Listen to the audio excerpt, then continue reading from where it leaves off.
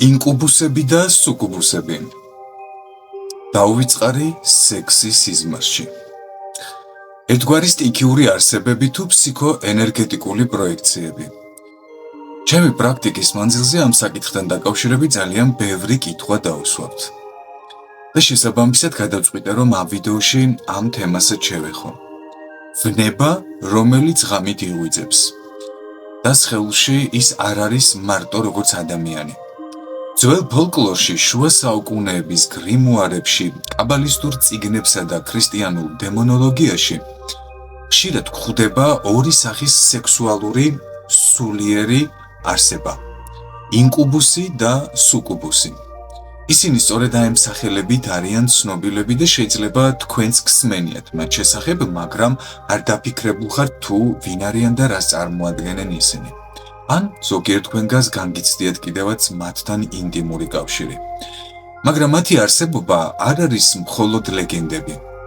ეს არსებები გახლავთ ასტრალური სტრუქტურები, რომლებიც მჭიდროდ უკავშირდებიან ადამიანის ქვეცნობიერს, მის ჩრდილოვან მხარეს, ვნებას და ტრამბულ არქეტიპებს. ვინ არიან თვითონ ინკუბუსები და სუკუბუსები? პირველით დავიწყოთ. სუკუბუსი. ეს არის ქალის ფორმის ასტრალური არსება, რომელიც ჩნდება ძირითადად მამაკაცების სიზმრებსა და ღამის პარალიზის დროს. ასე ვთქვათ, შეიძლება აღიქმებოდეს ძილის დამბლა. ინკუბუსი ეს არის მამაკაცი, რომელიც მამაკაცურ ფორმას ატარებს და არის ასტრალური არსება. ის თავს ესხმის ქალბატონებს ხშირად ინტიმური შეტევის სახით. ორივე ეს არსება, სტრუქტურა, ესეც შეიძლება მოვიხსენიოთ, ასტრალური ფორმის მატარებელია. ისინი სექსუალურად არიან დამოხტულები. ასევე წარმოადგენენ პარაზიტულ ენერგეტიკულ არსებებსაც. თუმცა ნახეთ, აქ ჩნდება ლოგიკური კითხვა და ალბათ ნებისმიერმა ადამიანმა ყოველთვის უნდა დასვას მსგავსი კითხვები. რეალურია ეს არსებები თუ მხოლოდ ფსიქოენერგეტიკული პროექციები, როგორც წეღან ვახსენე? ამ არსებებს აქვთ თავიანთი წარსული მისტიური ფესვები. თუ საიდან გაჩნდნენ და საერთოდ როგორ გაჩნდა ისინი ჩვენს ცნობიერებაში. ცოტა შორეული წარსულიდან მინდა დავიწყო მათზე მოკლედ საუბარი. ბაბილონური და შუმერული ტრადიციებიდან ცნობილია ლილიტისა და ლილუს სახეები. ისინი იყვნენ ენერგეტიკული დემონები, რომლებიც ღამის საათებში არღვევდნენ ადამიანის სულიერი დაცვის ველს.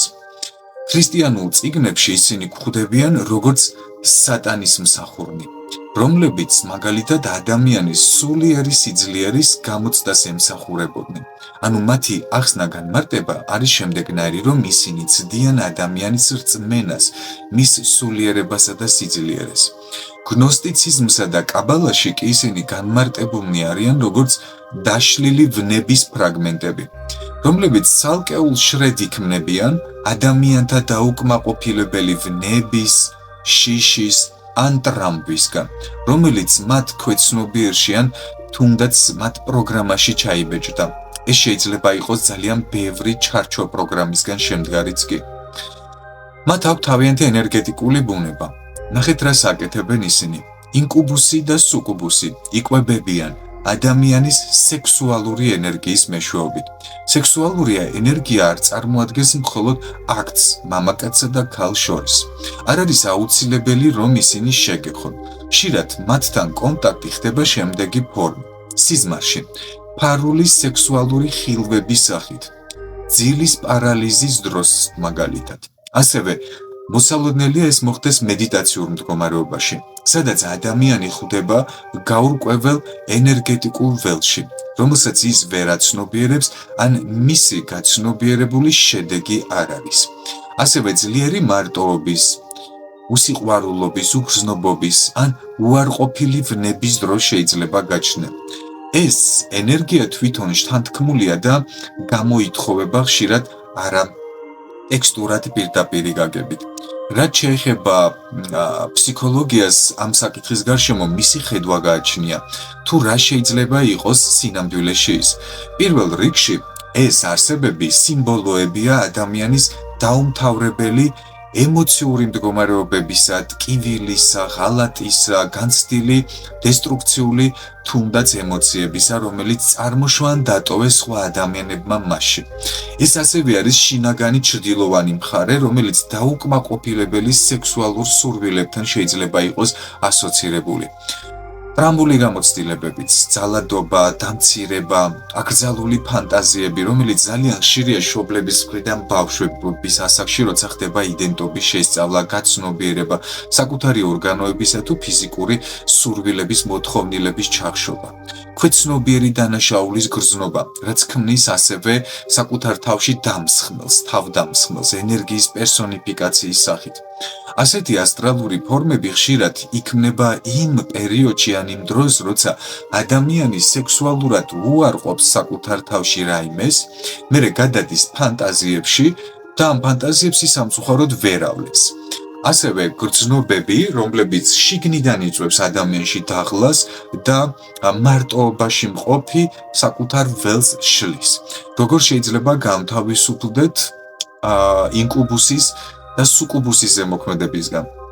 პირველ რიგში თავდაცვა არ არის მხოლოდ მაგიური, ის არის ფსიქოენერგეტიკული ამ შემთხვევაში და აქედან გამომდინარე აუცილებელია თუნდაც ჩვენი აურის წმენდვა სარიტუალო მცენარეებით, რომელიც ეს შეუძლია ნებისმიერ ადამიანს გააკეთოს სახლის პირობებშიც კი მისი მშვიდი ძილისათვის. ლავანდა, ასევე შეგიძლიათ გამოიყენოთ სალბის საკმეველი, ასევე შეგიძლიათ გამოიყენოთ ჰიმალაის მარილი. ამ ძილის წინ გონებრივად უნდა დააკვირდეთ საკუთარ თავს. თუ რა ემოცია გქონდათ დღის ბოლოს, როცა დღე დასრულდა, რა დააგროვეთ დღის მანძილზე. გქონდათ თუ არა რაიმე დაუმთავრებელი ვნებითი ფიქრები. მესამე ნაბიჯი არის მაგიური დაცვა. ლოცვითი კავშირები შეგიძლიათ განახორციელოთ საკუთარ სულიერ ცენტრთან, დამიცავი უხილავი აჩრდილებისგან. ვიბრუნებ ჩემს ენერგიას, ვწყვეთ ყოველ არხს, რომელიც არ ემსახურება ჩემს სინათლეს. ეს სიტყვები შეგიძლიათ წარბოს თქვა თუნდაც. ვინც რწმენაში იმყოფებით, მაშინ ლოცვები უნდა წაიკითხოთ და შესაბამისად ამ ლოცვების საშუალებით აწარმოოთ საკუთარი ენერგეტიკული დაცულობა. ეს სულაც არ არის ცუდი ამ შემთხვევაში, გამომდინარე იქიდან, რომ პირიქით თქვენ მეორე დღეს არ გაიღვიძებთ მძიმედ თუნდაც, მაგრამ არის შემთხვევები, როდესაც ინკუბუსებისა და სუკუბუსების გარკვეული კავშირის შედეგად ადამიანები იღვიძებენ ბევრად უფრო ძლიერი სიამოვნების ფონზე და მათთვის დაუვიწყარი ხდება ეს მომენტი. თქვენ შეგიძლიათ პატარა რიტუალიც კი ჩაატაროთ, დაანთოთ თეთრი ან იისფერი სანთელი, წრე შემოხაზოთ მარილით ან ლავანდას ფოთლებით და შემდგომ შეგიძლიათ ჩემი ზემოთხსენებული ლოცვა სამჯერ წარმოთქვათ კიდევაც. ვიზუალიზაციაც შეგიძლიათ გააკეთოთ, ვისაც ამის შესრულების საშუალება ან პირობები არ გაგაჩნიათ. და რა თქმა უნდა, ეს რიტუალო პროცედურა შეიძლება იყოს ძალიან ესეთი უმნიშვნელო, ასე ჩანდეს, მაგრამ მას თავისი დატვირთვა აქვს, რადგან მცენარეები საკმაოდ ესეთი საინტერესო ენერგიის მატარებლები არიან კიდევაც ჩვენ ცხოვრებაში. ინკუბუსი და სუკუბუსი ესენი არიან ის ასტრალური პროექციები, რომლებსაც მხოლოდ ჩვენ შეგვიძლია ვებრძოლოთ სიყვარულით და არა უარყოფითი ან ნეგატიური ბრძოლით. ისინი არიან სიმბოლოები არა შიშისა, უარყოფისა ან უგონოვნების და ტკივილისა, რომელიც არ არის განთავისუფლებული ჩვენში, არამედ ყველაფერს აერთიანებენ აბსოლუტურად, რაზეც შეიძლება კონკრეტულ დღეს ვფიქრობდეთ მაგალითად. და იმ კონკრეტულ დღეს განვიცდიდეთ თუნდაც. ძალიან ხშირია მათი გამოჩენა ან არსებობა მოზარდობაში. ნაკლებად არის ხოლმე ეს მაგალითად ხანდაზმულ ადამიანებში. ამიტომ მათი განკურნება ხდება შინაგანი სიმშვიდით, ვნების მიღებით და ემოციური ინტეგრაციით ეს არ დაივიწყოთ. ინკუბუსებსა და სუკუბუსებს ასევე შეუძლიათ მიიღონ იმ ადამიანების სახე ან ფორმა, რომლებიც ჩვენ ცხოვრებაში ჩვეულებრივად თან ცხოვრობენ. შეიძლება ძალიან უცნაურ და არასასიამოვნო რამეს ვყვები, მაგრამ ეს უბრალოდ შეიძლება იყვნენ თუნდაც მეზობელიც, მეგობარიც, ახლობელიც და ასე შემდგომ. რადგან ისინი იღებენ ზუსტად იმ სახესა და იმ ფორმას არა იმიტომ, რომ თქვენ მათთან გსურთ რაიმე აქტით დაკავდეთ, არამედ უბრალოდ თქვენში ზოგჯერ გამოიწვიონ ტკივილი, ტანჯვა ან თუნდაც სიამოვნება. შესაბამისად შეგიძლიათ დაიცვათ თავი, იყოთ ინფორმირებული და ასევე გაგზავნოთ თუ გახდებით ლუმინარა არქანას საიტის გამომწერი. თქვენ ამისთვის უნდა გადმოიწეროთ აპლიკაცია, Space by Full of Business, Vixi და გაწევრიანდეთ Luminara-ზე, რომელიც არის ძალიან საინტერესო თავისი შინაარსით და იმ თემატიკით, რომელსაც ამ საიტზე თქვენ იხილავთ და გაეცნობით. მადლობას გიხდით ყურადღებისთვის.